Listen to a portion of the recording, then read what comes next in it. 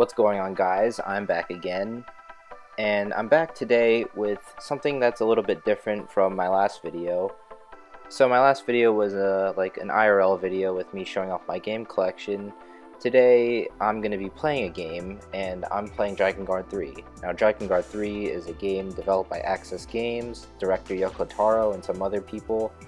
It's published by Square Enix, and it's the third in the Drakengard series. The second one wasn't developed by the main team that created the first Drakengard game, and the third one has the returning director and most of the original team. So yes, this is basically the real successor to Drakengard 1, and it is a prequel. Now, this game is pretty good so far. I've been playing it for about 2 weeks now, and I'm almost done with it.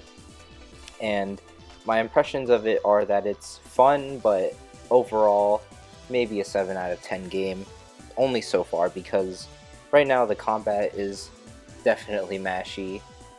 It is a Muso-like game. You see me just like, slashing up these dudes and, just mashing dodge and going around this guy over here and just hitting him with the sword and just mashing, There isn't really a deep combat system at all, and weapon switching isn't really rewarded in any way. There's no style system. You can't really juggle enemies. You kind of just mash dodge and mash attacks. Mashing dodge isn't a reactive thing. You're not really reacting at all. You're kind of just using dodge to get around your opponent's attacks in a preemptive way, because you kind of just assume whenever you see anything going on, or whenever you're done your combo, you just dodge and then cancel your dodge into another attack. Also, another thing is that the camera is really messy. You see right here, basically I'm focusing on one enemy and two other guys are just trying to attack me from all sides, and group fights aren't really good when you have to lock onto one enemy, and you saw how I have to lock onto one guy and sometimes I don't get to lock onto who I want. I found the ideal strategy for this fight right here, this room with the 3-horse chariot guys, is to just mash dive kicks, and right there I'm just dive kicking that guy until he dies and waiting for my special bar to go back up before I mash more dive kicks. Dive kick, dive kick, dive kick. So you could see that from this little section of the game alone that the combat isn't really deep in any way. It's just constant square button mashing, constant dodge mashing, and you're not really doing any combos. Combos don't require any precise inputs, and there isn't really any variation or any reason to do anything other than the standard square attack, and occasionally the triangle attack, which is a special attack, which for this weapon, the combat bracers, is the aerial triangle attack is a dive kick, and then you'll see later it's just the grounded triangle attack right there. I started it as a kick combo, but you see I'm kind of just moving around frantically. The camera's messing up. Moving around frantically the battlefield with the dodges and dodge cancel attacks, and that's what you do this whole game. Offense is definitely better than defense. There is a defensive mechanic in this game, which is blocking and parrying, but there isn't much reward to blocking or parrying. And also, enemies don't really attack that often if you try to bait out parries. So there isn't really a reason to do that in any way. So, offense and defense are not equally as good. Offense is just, immensely better. So, yeah, being calculated or having a calculated playstyle isn't really rewarded in any way. Prioritizing offense is definitely much better.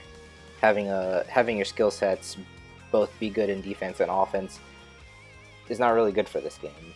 It's a Muso-like game, so just hack and slash your way through the level. It's a linear-based level, so you see that you're guided along this basically just corridor. Sometimes there's actually barely any branching paths in this game. You just go along and fight enemies. You see here I'm just going to these ranged guys first. Ranged enemies in this game could be annoying because their projectiles are really hard to tell the depth and they kind of just chip away at you. Those are like the only times you really get hit in this game. Another thing about this game, the game's gameplay that's annoying is the lock-on system is pretty bad. Sometimes you lock onto enemies that you don't want. See, I'm like, you know, there's a guy behind me and the game isn't just locking onto him. See, yeah, right there. But whatever. This game is cool, but in the gameplay department, not really so cool. And enemy AI, they don't really attack you, so you just go around and mash square button and go hack and slash these dudes to bits. Now that's not really it's not really an uncommon thing for Japanese games, because Japanese games, they tend to, well, this is not always true, but especially for a certain era of Japanese games, they kind of prioritize like a narrative over like having super deep gameplay. Now that's not always the case. Sometimes gameplay and narrative can be both really good, but for this specific example, there's nothing special about the gameplay. You know, you just mash square and mash dodge. Now here's this enemy right here is a good example of what I'm gonna show abusing just the special attacks here. First I gotta get rid of these small guys. I get hit there. But the combat bracers have a rapid kick move that just shreds enemy health bars, and you know, I'm using the sword here to crowd control. I don't really have to switch weapons, but I feel like it's something that's good for me because I try to make the game more interesting for myself. I could just use one weapon the whole entire game and be successful, but right here I like to use this sword here because, I don't know, I just think it looks cool and it does good damage, so why not? Also has a spinny move right there that could take a bunch of targets out.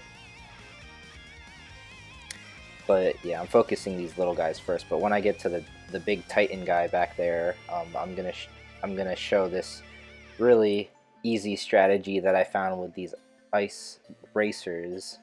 See, I switched to them now, and right there, basically I'm just trying to rapid kick him. I get behind him like it's Dark Souls, and there you go. Try to shred his health bar with those kicks.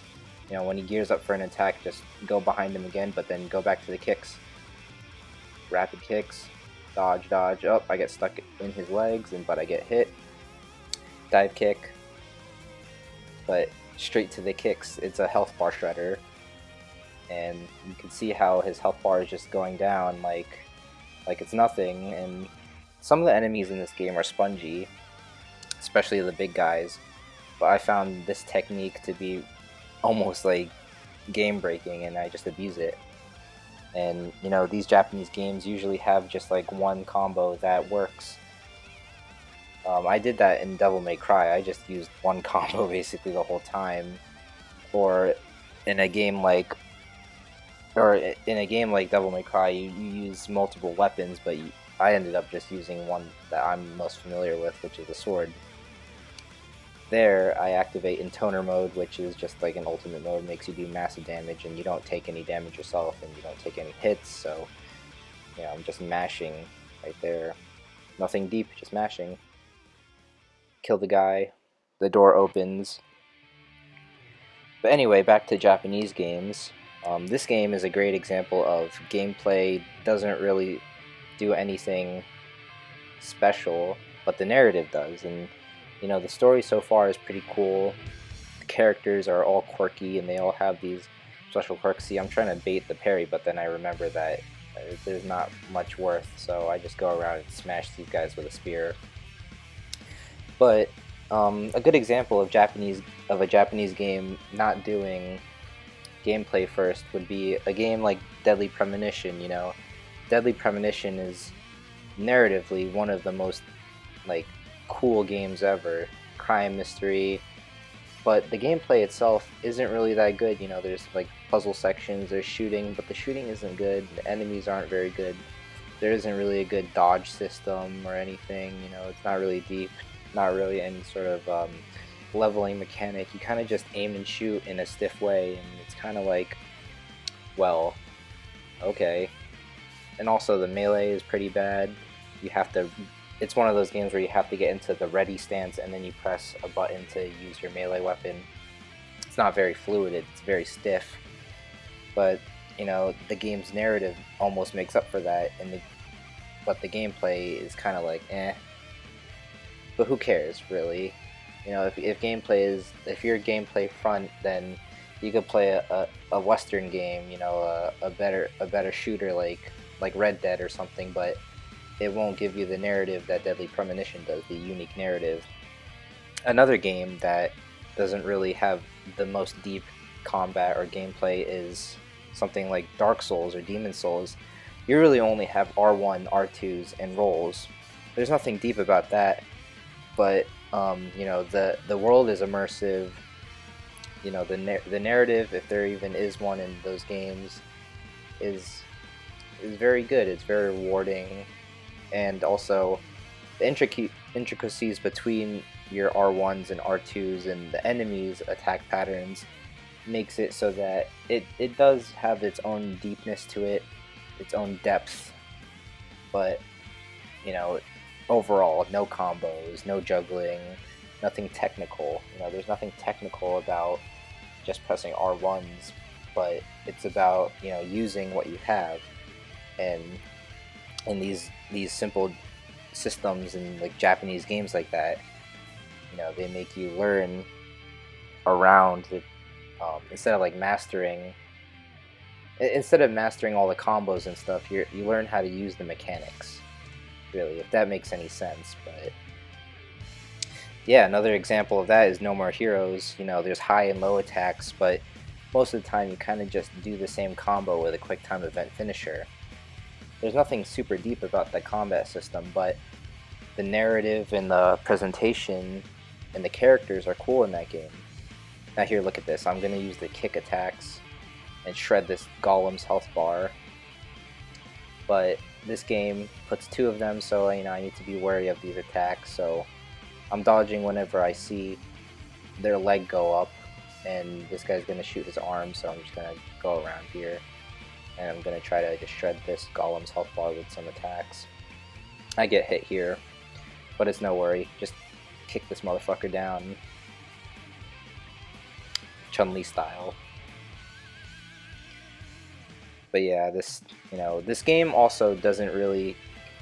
If there's 2 big enemies, I don't really feel like it's a good idea, because locking onto one big enemy is... it usually obscures the other one. You see, I can't really account for both of them at the same time, so I kind of just rush one until they die, and then it makes the one enemy a lot easier. But in terms of Japanese games that have deep combat systems and good narratives too, like Devil May Cry. You know, I said that Devil May Cry, I used one combo, but actually, like, it's a pretty deep combat system. You know, combo system rewards juggling, weapon switching, different combos, and also there's like secret tech like slash canceling or jump canceling. Slash canceling in DMC1 and jump canceling in DMC 1 through 3, or even to the new ones. That adds a lot of ways to vary up your gameplay. See, here you don't really vary your gameplay, and that's what I'm trying to really say ultimately, is that games with deeper combat systems kind of not force you, but are rewarding to switch up your gameplay. And here I'm just kicking this guy constantly, and that's kind of the same strategy I've been using for every enemy. Just kick this guy, kick this guy. As soon as I unlock this weapon, I just start kicking like Chun-Li constantly. And that never really changed. Another example of a good combat system, a game with a good combat system, is Yakuza. Yakuza has a JRPG mechanic which has you leveling up and getting new moves, and it's actually rewarding to try out new moves constantly because it helps you deal with crowd fights. You know, you get new heat moves, you get new throws, combos that help you ultimately deal with crowds, and that's actually like rewarding as heck. You know, you get rewarded for using new combat, and in this game, or you know, some certain other games, you don't really get rewarded for using new combat. and here I finished the mission. But overall, I just wanted to say that, you know, Drakengard 3, overall, it's like, you know, it fits into that category of games that, you know, even though the combat may be bad, you can't really judge it solely on combat alone because the presentation and characters and story are pretty good. And, you know, even though I listed a bunch of those games that have bad combat, it almost serves the narrative in a way. Yeah, serves the narrative, or the narrative almost makes up for it. And you have to see things as a whole picture. You can't really see things as just, you know, one bit takes away from the whole thing. That's what I see in a game like Drakengard 3. But overall, I just wanted to talk about how I've been playing this game and how it makes me think about those things that I was talking about. And yeah, you know, I'm just looking in the shop right now. The game has weapons that you can buy and upgrade. But overall, I just stick with my ice gauntlets. You know, I'm looking at this thinking maybe I should buy it, but no, the ice gauntlets, no, just stick with that shit, right? But anyway, that's it for today's video, or, you know, this video, since I'm editing this at like 3 a.m. But anyway, yeah, that's been it. See you guys.